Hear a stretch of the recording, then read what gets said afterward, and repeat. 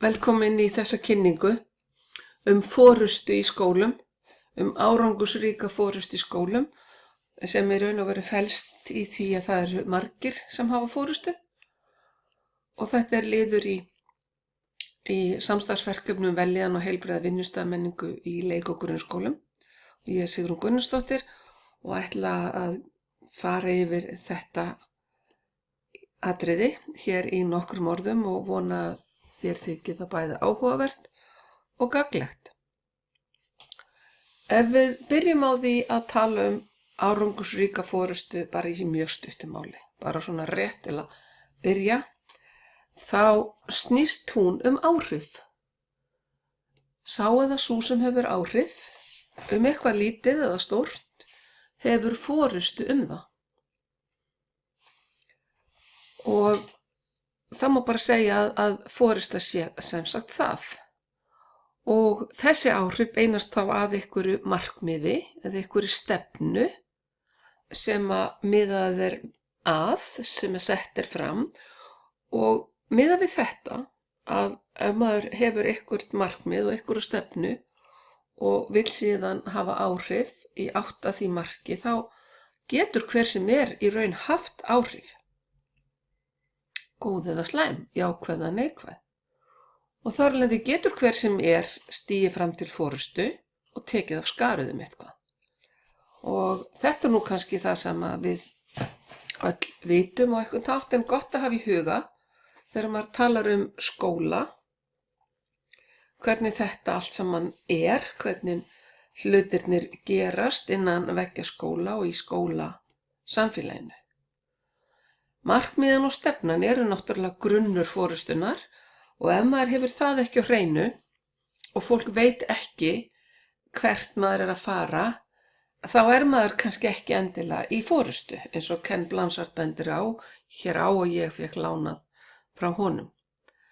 Verkefni leiðtoga síðan að hvetja aðra til að fara í átt að settri stefnu og settu marki með þeim aðferðum sem þarf.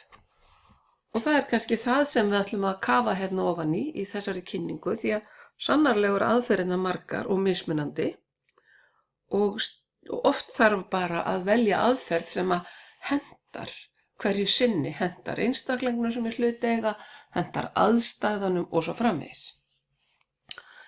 En bara rétt áður en lengur haldið að þá nú gott að bara glöggva sig aðeins á mununum á stjórnun annars vegar og forystu hins vegar, að þó að sá og hinn sami eða sú og hinn sama sé gjarnan bæði leiðtogi og stjórnandi, þá að ræða tvö mismunandi hlutverk, svona tvenns konar fyrirbæri, þó að farsælt sé í mörgum tilfellum að sami einstaklingurinn sé bæði stjórnandi og leiðtogi, til dæmis formlegur stjórnandi. Hann þarf líka að vera leiðtogi svo allt gangi vel. En stjórnunin, eða stjórnunarparturinn af þessu öllu saman snýst það að gera áætlanir, meta, koma ykkur í kring, tryggja nægan mannafla, tryggja réttu bjargráðin, tryggja peninga, tæki og tól. En forystuhlutin, eða eins og stendur hérna leadership, það að mynda tengslin sem þarf að mynda vegna þá verkefnana, finna rétta fólki með réttu hæfileikana, hvetja, gefa ráðgjöf, veita ráðgjöf og mynda traust. Og traust nefnilega grundvallaratriði í forystu.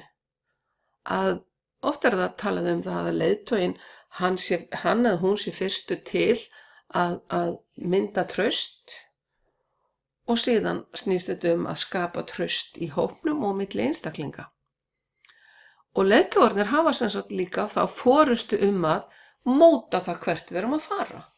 Gerir það með hópnum, kannski kemur hugmyndin í grassrótinni, en leiðtoginn hefur forystuna að móta þessa framsýni og spyrja hvert ættum við að fara, hver stefnan, móta hana og halda henni fram, halda henni á lofti, horfa fram á veginn og móta stefnuna.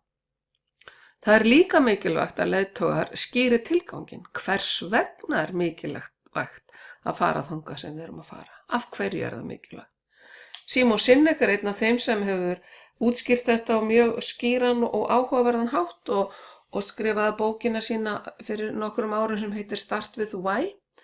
Og þar segir hann að það sé mikilvægara að maður viti hvers vegna maður er að gera eitthvað eða fara eitthvað, frekar en bara vita hvert maður er að fara og hvað maður ætlar að gera. Tilgangurinn hefur nefnilega svo margvísleg hlutverk eða hans mikilvægi tilgangs er margháttað og árangursríkur leiðtogi, hann hefur bæði yfirsýnina og hann líka metur stöðuna og spyr hvernig gengur. Hann tryggir bjargráðin, þarf einhver stuðning, þarf að fjarlægja hindranir og hann veitir endurgjöfina. Þarf að endurmeta eitthvað, þarf að skerpa á einhverju. Þetta er svona hinn hversdagslegu hlutverk, daglegu hlutverk leiðtoga. Það er alltaf að hafa þessa yfirsýn, meta stöðuna, horfa yfir sviðið, hvernig gengur, vantar eitthvað og endurmeta, vera fús til að endurmeta og hjálpa fólki að endurmeta og hugsanlega að breyta áherslur, skerpa þær, hliðra ykkur til. Og leiðtoginn spyr hvernig gengur hjá hverjum og einum. Hvernig miðar hópnum saman í átt að ákveðinni stefnu, er verið að ná markmiðunum. Og af því að þetta er nú svona mikilvægur þáttur forystunnar að vera að hafa yfirsýnina, þá datt mér í hug að fá hérna lánaðar hugmyndir úr bókinni Leadership on the Line sem að 2 prófessori í háskólanum í Harvard skrifuðu og þeir nota myndlíkingu. Þeir tala það að leiðtoginn fari upp á svalirnar og horfi niður og horfi á dansarana. Og þá hugsaði þetta sem óperuhús eða leikhús, þar sem að dansarar er að dansa á sviði, en til að sjá betur yfir hóp dansarana þá getur verið gott að vera upp á svölunum, svona svölum í leikhúsi. Og þeir tala get on the balcony, farðu upp á svalirnar til að fá yfirsýn, til að geta metið heildin úr fjarlægð, séð hvert heildarhópur dansarana er að stefna. En þegar þú ert búin að þessu, þá þarftu að fara líka stundum niður á gólfið, dansgólfið, nær fólkinu til þess að meta, horfa, hlusta og sjá hvernig dansar hver og einn og hvernig dansa 2 og 2 saman. Og þetta snýst það að geta veitt endurgjöf, til að geta veitt stuðning og fylgja ábyrgðarskyldu hvers og eins eftir. Þessi kannski að dansa þessi spor og hinn sko, eða verkefni. Þannig að þetta snýst þetta samspil að hafa yfirsýn og athuga hvort við erum að stefna í rétta átt og fara svo niður og nær fólkinu og þá er stundum þörf á því að leiðbeina fólki. En leiðtoginn getur ekki alltaf verið svo nálægt fólkinu, hann er líka að stíga til hliðar og svo framvegis. Og þessar áherslur leiðtoga hafa sýnt sig í rannsóknum að skili miklum góðum árangri með jafnvægi, þar að segja, að hafa framsýnina og stuðningin. Og framsýnin, hún snýst þessa yfirsýn, hvert erum við að fara, og stuðningur og valdefling er síðan þegar við förum nær og fylgjum eftir ábyrgðarskyldunni og hlustum og erum tilbúin til að vera með fólki auðmjúk og nálgumst fólk af auðmýkt. Rannsóknir sýna að það eru jákvæð og marktæk tengsl á milli þessara þátta stjórnunarinnar og forystunnar við starfsánægju í skólum, vellíðan starfsfólks í skólum, meiri áhuga og virkni, minni einkennum kulnun og árangur kennslunar hefur líka komið í ljós. Þetta er kúnstinn og svo er þetta náttúrulega útfært á mismunandi vegu og aðstæður, einstaklingar og allt sem að tengist stöðu mála hér og nú kallar á mismunandi vægi þess að vera nálægt fólki eða stíga til hliðar. Og leiðtoginn, hann hefur þetta hlutverk með framsýnina og þar með ábyrgðarskyldunni, því að í ábyrgðarskyldunni liggur hvað við eigum að gera. en hann veitir líka stuðning. Og við erum að vinna með þetta líkan hérna og stuðningurinn í starfinu sannarlega mikilvægur. Ábyrgðarskyldan það líka og ábyrgðarskyldan mótast að svona megin reglum skólans, megin viðmiðum, markmiðunum sannarlega, tilganginum og gildunum og svo ýmis konar viðmiðum sem hver og einn skóli hefur gert samkomulag að fylgja.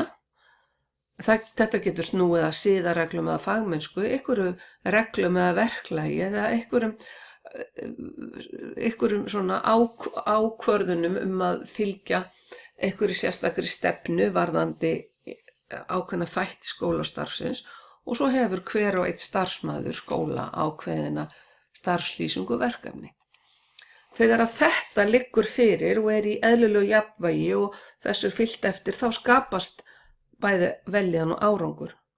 Og leiðtoginn nær þessu jafnvægi með því að sýna mildi og festu í senn.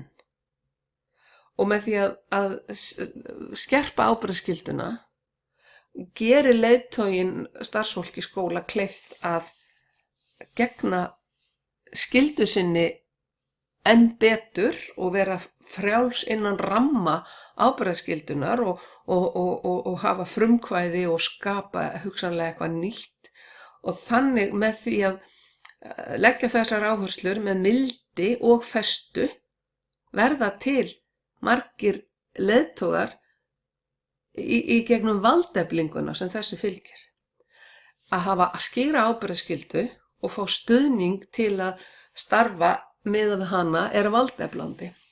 Frelsið innan rammas valdeflandi. Og árangursríkur leiðtogi sem sagt, valdeflir og styrkir þannig forystahæfni annara.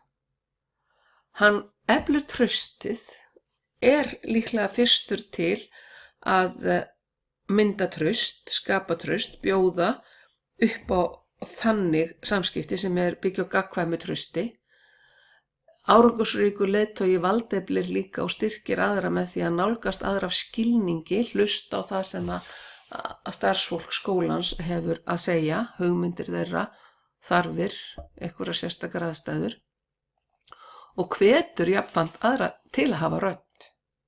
Til að hafa rödd hugmyndir eða hvað eina sem að skiptir máli og veitir öðrum stuðning með sínu eigin öryggi og sínu eigin auðmýkt vegna þess að öryggi okkar, innra öryggi okkar endurspeglast til annara og getur skapað öryggi hjá næsta og auðmýktin í framgöngunni, svona hófstillt framganga, hún byggir á örygginu. Og þannig getur leiðtoginn skapa marga leiðtoga. Því eins og þessi þekkta setning segir sem að margir hafa nýtt sér, að þeir sem eru árangursríkir leiðtogar, þeir skapa ekki bara fylgjendur, heldur þeir skapa líka fleiri leiðtoga og þá eru leiðtogar í sínum ramma, á sínu sérsviði, í kringum einhverja sérstaka hugmynd eða breytingu og þetta getur verið stutt eða langt verkefni, formlegt eða óformlegt, forysta. Og auðmýktin skiptir svo miklu máli og öryggi leiðtogans vegna þess að það verið bent á það að starfsmenn samtímans, þeir kunna mjög vel að meta það þegar að leiðtoginn blátt áfram og jartengdur og jafningi starfsfólksins. Ekki með eitthvað viðhorf sem fráhrindandi eins og kallað á ensku attitude. Og hér vitnað í orð einnar fræðikonu sem segir að öryggi án þess að maður sé með einhverja svona stæla það sem skiptir svo miklu máli fyrir leiðtoga samtímans og það hafa fleiri bent á það að auðmýkt sem byggir á öryggi einstaklingsins verður síðan smitandi þannig að auðmýktin smitast og öryggið. Af því að auðmýkt endurspeglar öryggi. Ef maður óöruggur innra með sér erfitt að vera auðmjúkur. Árangur leiðtoga næst með ákveðnu jafnvægi, vera nálægt og koma til hliðar, sýna mildi, líka festu, svo þetta er svona eins og einhverjar andhverfur sem eru kannski ekki andhverfur, heldur þurfa að fara hönd í hönd, er eins og tvær hliðar á sama peningi. Festan, hún er sýnd og henni fyllt eftir af mildi, þannig er árangursríkur leiðtogi. Og hann skiptir hlutverk, kannski í samu andráni og skapar ákveði jafnvægi á milli þessara ólíku póla sem eru háðir hver öðrum. Við þurfum að vera nálagt fólki til að geta sýnt þeim mildi, en við þurfum líka að draga okkur í hlé til að fá yfirsýn, til að ígrunda hvernig gengur og slíkt. Auðmýktin byggir á innra öryggi eða sjálfsöryggi. Og alúðin, hún er svo mikilvægur fylgisveinn eða agans, að veita aga, að skerpa aga með alúð. Og frelsið fylgir náttúrulega ábyrgðinni, það er ekkert frelsi án ábyrgðar. Og þetta jafnvægi laðar fram styrk og þroska annara. Þetta jafnvægi leiðtoga að sýna mildi með festu og festu með mildi, það er valdeflandi. Það dregur fram styrk annara og þroska annara. Og árangursrík forysta í skólum, hún byggir sem sagt á þessu trausti og þessar áherslur sem við ræddum hér rétt áður eru lýðræðislegar áherslur, hún byggja á lýðræðislegum gildum og lýðræðisleg forysta er mjög mikilvæg í skólum. Hún er tengd margs konar annari forystu sem er kennd við önnur hugtök en eru lýðræðisleg forysta í eðli sínu, eins og til dæmis inngildandi forysta, sönn forysta, siðfræðileg forysta, umbreytandi forysta og þjónandi forysta. Þetta er allt leiðtoga stílar eða hugmyndir sem að byggja á trausti og lýðræðislegum gildum og birtast með skýrri stefnu og stuðningi. En það er enginn sem er fæddur leiðtogi, heldur þetta stöðug þekkingarleit og þjálfun sem að verður hluta á góðri forystu. Góðir leiðtogar, þeir eru alltaf að athuga hvort þeir geti lært eitthvað aðeins betur, tímarnir breytast, mennirnir með. Og Peter Drucker benti á að leiðtogar þeir vaksa, þeir eru ekki fæddir endilega sem leiðtogar og Drucker var nú einn virtasti fræðimaður á síðustu öld í forystu og einn virtasti fræðimaður á þessari öld forystu er Adam Grant sem er prófessor í Wharton háskóla og hann segir þetta sama. Og hann talar það að það er ekki til neitt sem heitir að maður er bara fæddur leiðtogi og svo það bara þarf ekki að gera meira með það. Heldur höfum við öll styrkleika og veikleika og við þurfum að þjálfa þá og þjálfa hæfni okkar en hæfni okkar byggir náttúrulega á þeim gildum sem við veljum okkur. Og árangursrík gildi í skóla sem skapa góða vinnustæðmenningu og góða forystu eru hin lýðræðislegu gildi, traust, heiðarleiki, virðing. Og við getum sagt að árangursrík forysta, hún snúist það að margir fá styrk til að vera í forystu sitt, í sínum ramma, í sinni sérhæfingu, með sín verkefni. Og þetta byggir á því að við höfum traust okkar á milli, ábyrgðin og samstæðan er grundvöllur að forystunni og líka frumkvæði og framtak margra. Það er áríðandi fyrir árangur í skólum að margir hafi frumkvæði og stígi fram. En það byrjar á því að við höfum vitund sjálf okkur, erum reiðbúin til að átta okkur á því hvernig við erum, eitthvað sem maður kannski væri hepplegri að maður gerði öðruvísi eða þarf ég að kynna mér eitthvað og svo framvegis. En þetta byggir líka á því að hafa vitund aðra. Leiðtogi sem hefur vitund aðra, hann librari við það að hlusta á aðra og mæta þörfum annar og átta sig á því hvað aðrir þurfa til að vaksa og dafna og verða hugsanlega sjálfir leiðtogar. En hið sameiginlega síðan alltaf framtíðarsýnin. Við stefnum að sömu framtíðarsýn, sömu stefnu, sömu markmiðum og með sjálfsvitundinni verðum við öruggari innra með okkur og við vitum að við þurfum að halda áfram að vaksa og þroskast og þannig getum við verið auðmjúk af því að auðmýktin byggir á því að við séum búin að kynna okkur svolítið sjálf okkur og á þeim grunni getum við elt aðra, hlustað á aðra, sýnt öðrum virðingu og hjálpa þeim að vaksa í átt að framtíðarsýninni með því að við erum samtaka það að hafa vitund tilganginn, stefnuna, siðgæðið og fleira sem okkur sameiginlegt og ábyrgðarskyldu hvers og eins. Og nú fer þetta nú að líta kunnulega út. Þegar þetta allt tengist, þá má líka kalla þetta meðvitaða menningu, meðvitaða vinnustaðmenningu. Og margir benda á að forysta og vinnustaðmenning sé svo nátengt fyrirbæri að það stundum ekki alveg auðvelt að segja hvorum megin eitthvað fellur, vegna þess að forystan hefur svo mikil áhrif á menninguna og svo það líka þannig að menningin hefur áhrif á forystuna. En hinn formlegi leiðtogi og leiðtogar í ýmsum verkefnum eða slíku, þeir hjálpa hópnum að móta mikilvæga sameiginlega stefnu sem byggir á sameiginlegum gildum. Og menningin byggir á þessum gildum. Og leið og leiðtoginn svona meðvituð og meðvitaður aðra, meðvitun sjálfa sig ekki síður mikilvæg og það mikilvægt að leiðtogi í bæði erli dagsins og hvenær sem muni eftir sjálfum sér, eigin þörfum, eigin hvíld, eigin stuðningi, eigin þekkingarleit og rannsóknir hafa sýnt þetta að heilsueflandi, styðjandi og árangursrík forysta, hún birtist þannig í rannsóknum að umhyggja leiðtogans fyrir sjálfum sér tengist því að viðkomandi hefur umhyggju fyrir starfsfólki. Þannig að ef leiðtoginn hugsar sig, líklega hann hugsi líka vel starfsfólkið. Þegar að leiðtoginn ber umhyggju fyrir starfsfólki, þá tengist það því að það líklega að starfsfólki sjálft ber umhyggju fyrir sér og svo fer þetta saman. Að umhyggja leiðtoga fyrir starfsfólki tengist síðan betri líðan bæði starfsfólks og leiðtoga. Þannig að það ekki nein óheppileg sjálfmiðuð hegðun að huga að sjálfum sér, þvert á móti, það brýnt að leiðtoginn muni eftir sjálfum sér því það hefur margföld áhrif á hópinn og hann eða hana viðkomandi sjálfa.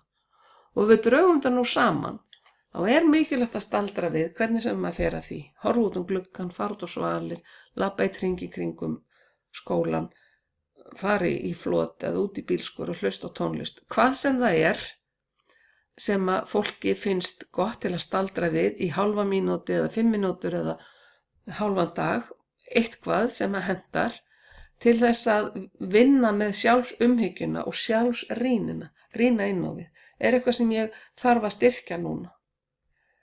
Þá maður betur undirbúinn til að hlusta á aðra af auðmýkt og skapa traust og veita stuðning.